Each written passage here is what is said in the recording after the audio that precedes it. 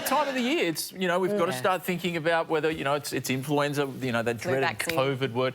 RSV is another big one. Which most people don't know about. No, exactly. I've got no idea what you're talking about.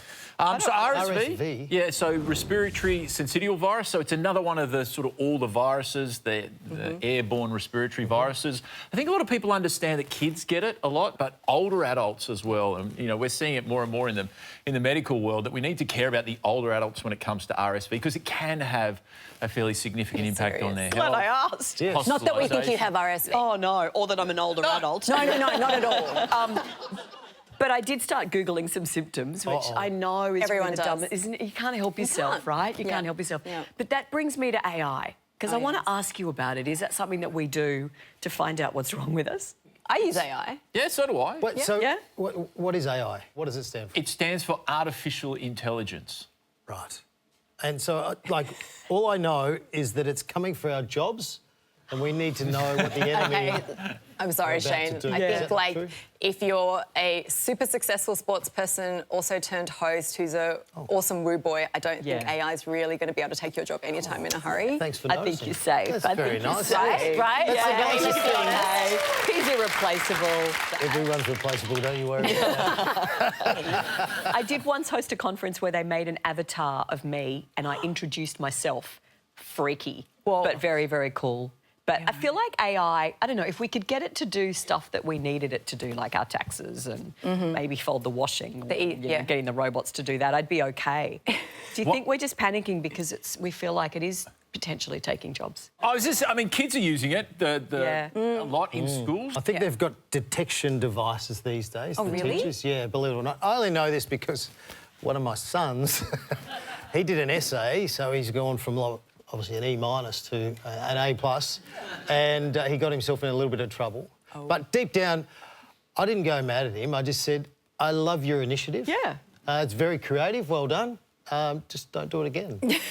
Well, don't using resources that are... He now doesn't go to school. He's not allowed back at that school. But I could probably go to university now and I'd use AI and I could probably become a doctor. Is that right? 100%. Yeah, or it could No be different completely from off. Dr. Google. I mean, they've been doing that for years, just slightly more sophisticated. But it's smarter now because you can ask questions and it answers them as opposed to, like, with Dr. Google, let's be honest, you'd get, like, a bit of an answer and then there's random websites of things that you're kind of like, is this even real? And there'd be some cat videos or something, and you get sidetracked. When I Google, I put in a subject, the next thing I'm like, how did I get here? Is that just me or is that just what I'm Googling? But can you use it? Is it useful in medical diagnosis? There's absolutely a role for AI in medicine, 100%. Yeah. And really, what AI is really good at is reading scans, is doing that sort of triaging work, looking for very fine details in high volumes. The emotional stuff, really, really bad at. It will not replace the physical interaction or the human part of it because we need to have that. But I think as a tool for informing yourself and empowering yourself when it comes to your own, you know, choices in healthcare, you know, I encourage people to do it, but it has to be in conjunction with a trained professional. Yeah. We're looking at giving it a go. Yeah, let's give it a go. Yeah, I What think have you this is got? very, very fun. So the first thing we put to it is, I like the shopping list idea, because that, let's be honest, that's actually going to help us in day-to-day life, isn't it? If I open my fridge, what do I do with the stuff in there? Oh, yeah, the kind of mishmash Yes. menu. You mean prepare a meal? Yes. Okay. Like cooking. So this could help you. So we put into AI, in the fridge I have some eggs, a capsicum, I said I had 2 grapes, butter, a couple of mushrooms and some milk. Or I'd avoid the mushroom. Oh, I know. I have no idea. No. AI came back with, you can make a simple veggie scramble and have grapes on the side for a complete quick meal. What? That's an idea.